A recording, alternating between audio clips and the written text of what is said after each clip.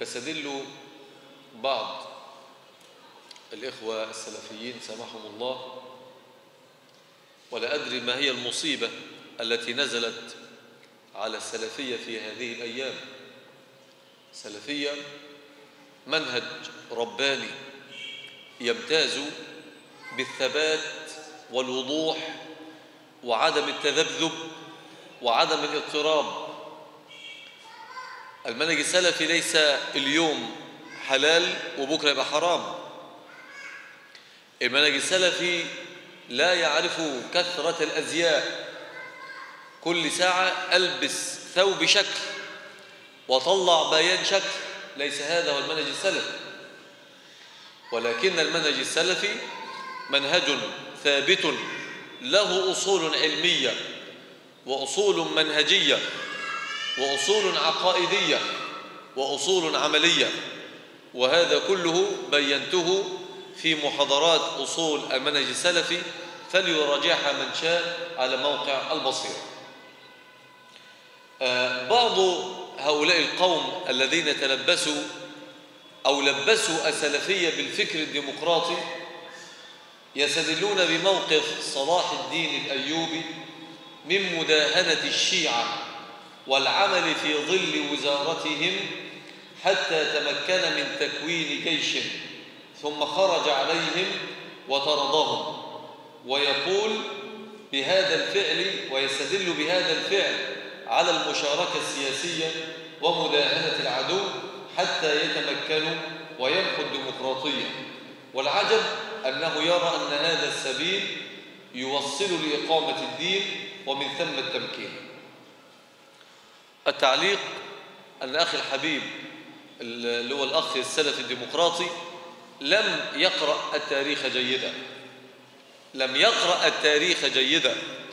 صلاح الدين الأيوبي لم يدخل مصر فردا، ثم داهن الشيعة، ثم كون الجيش، ثم قضى على الشيعة. هذا كلام غير صحيح. يقرأ التاريخ سيجد أنه انطلق بجيش جرار، وكان معه في قيادة هذا الجيش أسد الدين شريكوه وعمه. وخرج هذا الجيش إلى مصر لأن الخليفة الرافضي الخبيث كان له وزيران، وزير كان يمالئ الصليبيين، ووزير كان يتواصل مع أهل السنة مع نور الدين محمود.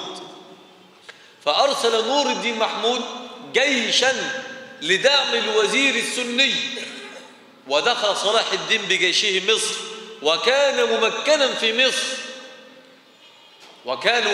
في مصر، واستطاع خلال أشهر قلائل أن يزيل الرافضة من على خارطة البلاد. هذا هو الموجود في كتب التاريخ، ليس كما يقول هذا الأخ الحبيب. فأنا أدعوه أن يقرأ وأن يتعلم، فإذا قرأ التاريخ وجد أن هذه المعلومات مغلوطة. ثم أيها الأحباب، ذكر نبينا صلى الله عليه وسلم الطريقة التي سنعيد بها الخلافة. ذكر الطريقة، فقد أخرج الإمام أحمد بإسناد رجاله ثقات أن النبي صلى الله عليه وسلم قال: ستكون نبوة فتمكث ما شاء الله لها أن تمكث ثم يرفعها الله، ثم تكون خلافة على منهاج النبوة فتمكث ما شاء الله لها أن تمكث ثم يرفعها الله. ثم ذكر النبي عليه الصلاة والسلام الملك الجبري ثم الملك العاض. وفي نهاية الأمر ذكر النبي عليه الصلاة والسلام خلافة على منهاج النبوة. يبقى احنا الملك الجبري والملك العاض ده احنا شفناه من أول الدولة الأموية إلى الآن، شفناه من أول الدولة الأموية إلى الآن. الخلافة الراشدة انتهت بمقتل علي رضي الله تعالى عنه، وبدأ الملك العاض. ثم بعد ذلك رأينا الملك الجبري، جبر الناس، فنحن عشنا الملك الجبري والملك العاض. فإذا أردنا أن نمكن لدين الله عز وجل لنعيد الخلافة الراشدة فلا بد أن تكون ماذا؟ خلافة على طريق الملك العاض، أم خلافة على طريق الملك الجبري، أم خلافة على منهاج النبوة؟ أجابنا النبي عليه الصلاة والسلام أنها خلافة على منهاج النبوة. يا ترى كيف تكون على منهاج النبوة وتكون الديمقراطية سببا في اتيان بها؟ كيف ذلك الأمر؟ خلافة على منهاج النبوة ويبقى فيها الوزراء النصارى، وفيها صوت البر زي صوت الفاجر، وصوت الصالح زي صوت الكافر، وكل متساوون. كيف ذلك الأمر؟ الآن يقولون هذه مرحلة ثم بعد ذلك نقيم الخلافة. هذا كلام غير صحيح. محمد مرسي رئيس الجمهورية هل هو ممكن له؟ هل هو ممكن له؟ غير ممكن له. هذه الوزارة هل ممكن لها؟ غير ممكن لها. إذا ليس التمكين أن تصل إلى السلطة، ليس التمكين أن تصل إلى السلطة، لأنك يمكن أن تصل إلى السلطة ولا تكون ممكنا. ولكن التمكين أن تكون قادرا على الفعل دون معارض، أن تكون قادرا على الفعل دون معارض. طردنا تجار مخدرات في هذه المنطقة، جت حملة عشان تقبض عليهم. إيه اللي حصل؟ الناس في المنطقة كلهم راحوا هجين وعملوا مظاهرة ضد الحملة، والحملة مشت. إذن الشرطة هنا ممكنة ولا غير ممكنة؟ غير ممكنة، غير ممكنة، مع أنها سلطة ولكنها غير ممكنة. إذن هناك فارق بين التمكين والسلطة، ولذلك نحن لسنا طلاب سلطة، نحن لسنا طلاب سلطة، لأن طالب السلطة قد لا يكون ممكنا، ولكننا طلاب إصلاح، نريد إصلاح المجتمع، نريد النفع للناس، نريد الخير للناس، نريد نشر العلم بين الناس. فإذا فعلنا ذلك مكن الله لنا في قلوب الناس، فإذا مكن الله لنا في القلوب مكن لنا في أرض الناس. هذه الطريقة الصحيحة للتمكين. لكن التمكين عن طريق الاستلاب وعن طريق المزاحمة والوصول إلى السلطة، فهذا الأمر أمر فاسد، وكلنا نعيش المأساة بأعيننا، عيشنا. لأول مرة في التاريخ البوابات بتاعت القصر الجمهوري تتربط بسلاسل وتشد بالبلدوزر، عاوزين يخلعوا بوابات القصر الجمهوري. لم يحدث هذا الأمر على مدار التاريخ. سبحان الله، قعدوا نوصل للسلطة وانتخبون عشان نوصل للسلطة، ولا وصلنا سنقيم الشريعة. ووصلوا للسلطة ما أقاموا الشريعة، بل تدحرجت البلاد. قالوا قولوا نعم للدستور علشان العجلة تدور، وبالفعل العجلة دارت، ولكنها لم تدر إلى الأمام، ولكنها دارت لماذا؟ للخلف، دارت الخلف.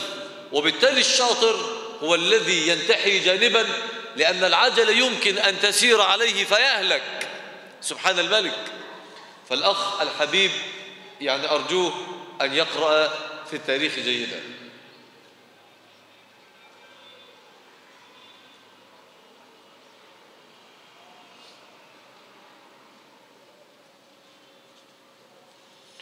الأخ الذي توفي والد زوجته وعليه 3 أقساط شهرية، عليه أن يسد هذه الأقساط قبل توزيع الإرث.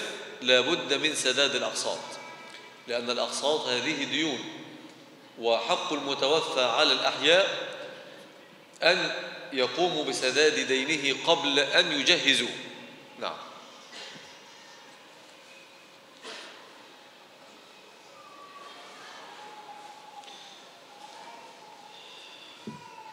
يكفي أسئلة عشان ننهي يعني حتى لا نؤخركم إن شاء الله.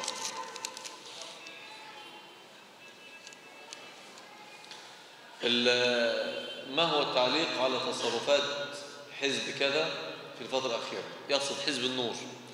أنا لا أعلق.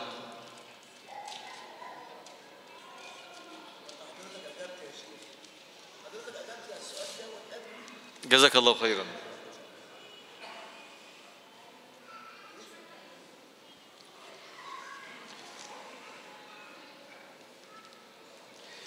انتشرت في الأوقات الأخيرة مسألة الدعوة إلى سفر إلى سوريا القتال هناك، وهناك من العلماء من يشنع عليه. أنا أميل إلى أن إخواننا في سوريا لا يريدون دعما بشريا، وإنما يريدون دعما ماديا، وهناك متغيرات كثيرة على الساحة السورية، فنسأل الله تعالى أن ينصر إخواننا.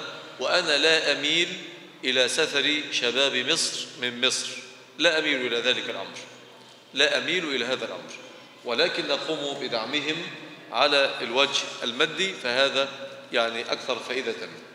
عندي معلومات أن في بعض المناطق 30 مقاتلا ليس معهم إلا قطعة سلاح واحدة.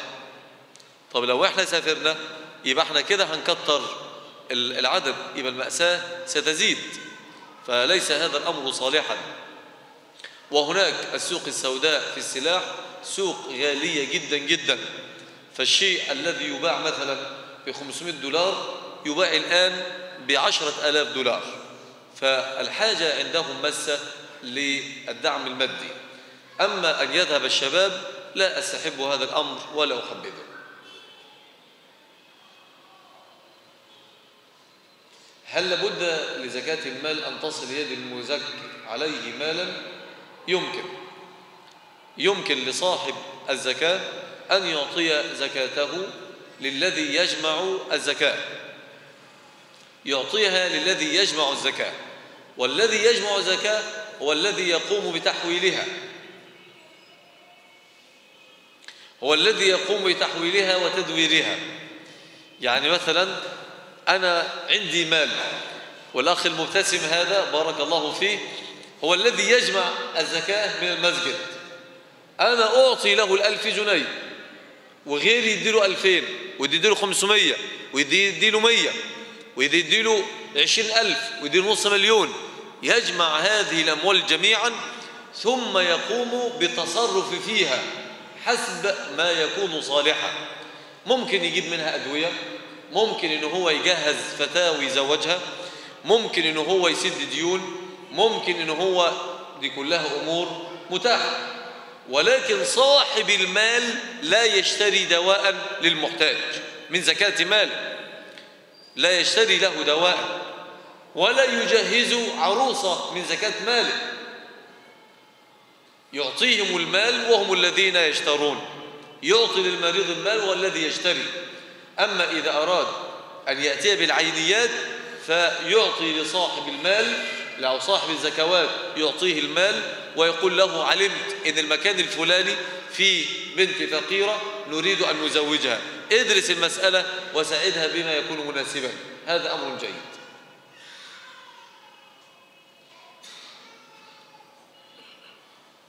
مسألة السلفية الجهادية أنا لا أدري، كثرة السلفيات في هذه الأزمان، سلفية جهادية وسلفية ديمقراطية وسلفية علمية وسلفية تجارية، الله المستعان، الله المستعان. عليك بنهج النبي محمد صلى الله عليه وسلم، وإذا جاز أن نقول نحن سلفيون فاجعل سلفيتك على نهج النبي محمد صلى الله عليه وسلم عليه الصلاة والسلام.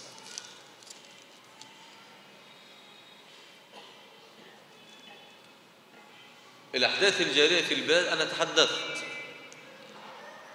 قال الله إن الله لا يغير ما بقوم حتى يغيروا ما بأنفسهم، هذا هو منهج الإصلاح.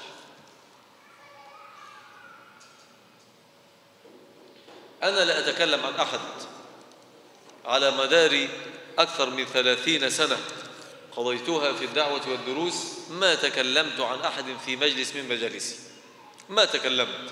أنا غير معني أن أحكم على الناس، ولكن أنا معني أن أقيم الأفكار والمناهج وأن أناقش الخطأ لأصححه. أما الأشخاص الأعيان لا علاقة لي بهم ولا أتكلم عن أحد. فنسأل الله تعالى أن يجمع قلوبنا على التقوى، وأن يعلمنا الخير، وأن يهدينا إلى ما يكون بركة لنا في دنيانا وأخرانا. اكتفي بذلك.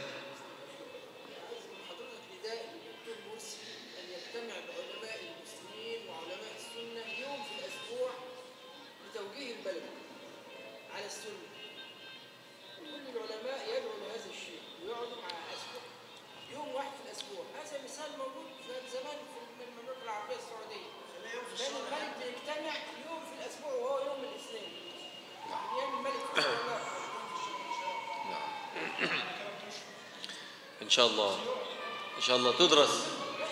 لا أحسن منبر ده منبر صغير، إحنا نشوف منبر كبير إن شاء الله ونوجه هذا النداء. جزاك الله خير، بارك الله فيك. جزاكم الله خير إخواني، تقبل الله منا ومنكم صالح الأعمال. سبحانك اللهم وبحمدك، أشهد أن لا إله إلا أنت، أستغفرك وأتوب إليك.